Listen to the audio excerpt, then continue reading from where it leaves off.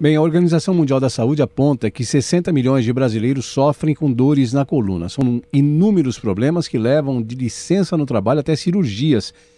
Nessa semana, 11 chefes dos principais centros de neurocirurgia, ortopedia e traumatologia do estado de São Paulo criaram um grupo de estudo brasileiro da coluna, o Clube da Coluna, que é uma iniciativa inédita no Brasil. Eu vou conversar com Vinícius Benites, que é neurocirurgião da Unifesp. Doutor Vinícius, bom dia. Bom dia, Paulo. Bom dia a todos os ouvintes da Rádio Jovem Pan. Doutor Vinícius, bom, explica para nós o que é esse Clube da Coluna.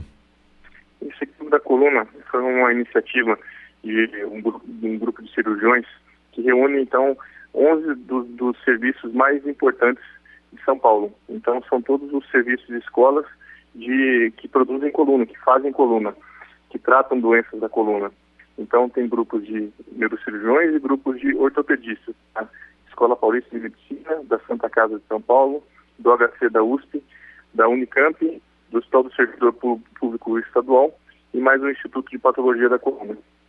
Pelo que eu vi aqui, a cada 3 meses, a cada mês, 3 equipes de especialistas vão apresentar um tema previamente escolhido para todos debaterem. Mas são só médicos ou as pessoas têm acesso a esses debates?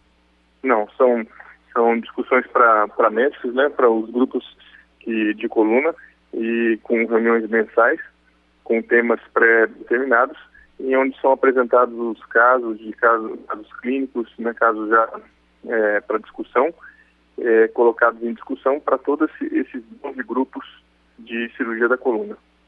Doutor Vinícius, vamos falar um pouquinho desse problema da coluna. Eu dizia também que dificilmente existe uma pessoa que não conheça alguém da sua relação, seja parente ou não, alguém da sua relação, que não tenha problema de coluna. Até quem não tem, porque se eu ficar sentado, por exemplo, torto na cadeira durante o dia inteiro aqui na Jovem Pan, ou se eu deitar de mau jeito, dormir de mau jeito à noite, eu vou acordar com dor na coluna, né? Exato, isso é muito comum pelo seguinte: as estatísticas da Organização Mundial de Saúde, elas mostram que 80% das pessoas, cerca de 80%, vão ter ou apresentam dores na coluna em alguma fase da vida. Então, seja na infância, seja na fase adulta, ou seja na velhice.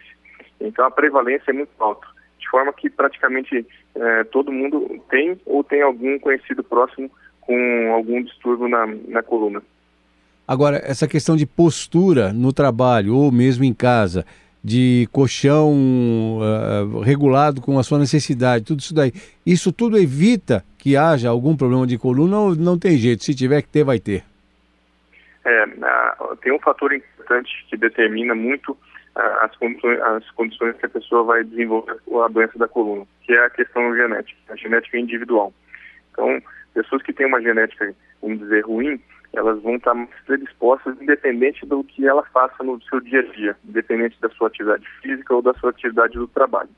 O fato é que a gente sabe que as pessoas, elas têm um mecanismo de proteção que é muito eficaz, que é a atividade física de fortalecimento, ou seja, fortalecimento daquelas musculaturas que estão em torno da coluna e que protegem a coluna. Para o caso da coluna lombar, a gente fala sempre que é o abdômen, a musculatura do abdômen lateral e a musculatura da região lombar.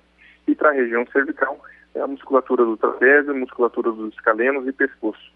Então, esses grupos musculares eles devem ser sempre exercitados visando o fortalecimento para uma estabilização da coluna e minimizar as dores. Principalmente aquelas pessoas, como você falou, ficam sentados por longos períodos, né? Seja um trabalho burocrático, seja num trabalho, por exemplo, como motorista de táxi, caminhoneiros, etc.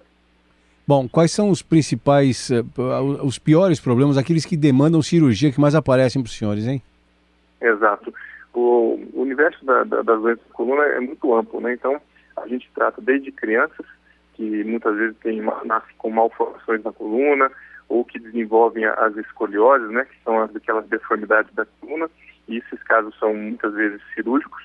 Aí a gente passa para a idade adulta, onde a gente começa a observar as doenças degenerativas que a gente considera da coluna, que são muitas vezes hérnia de disco ou uma compressão de nervos, né, ou as dores cervicais, as dores lombares, que são intratáveis clinicamente com medicação e que acabam evoluindo para uma cirurgia. Além disso, doenças de maior gravidade, como por exemplo os tumores sejam tumores vertebrais ou tumores que acometam os nervos que estão dentro da coluna.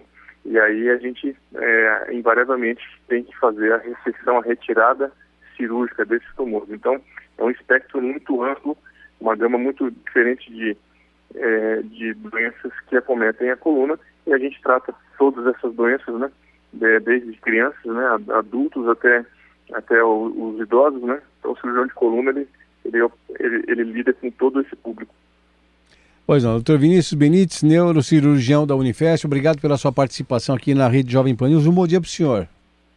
Um bom dia a todos, um bom dia aos ouvintes da Rádio Jovem Pan.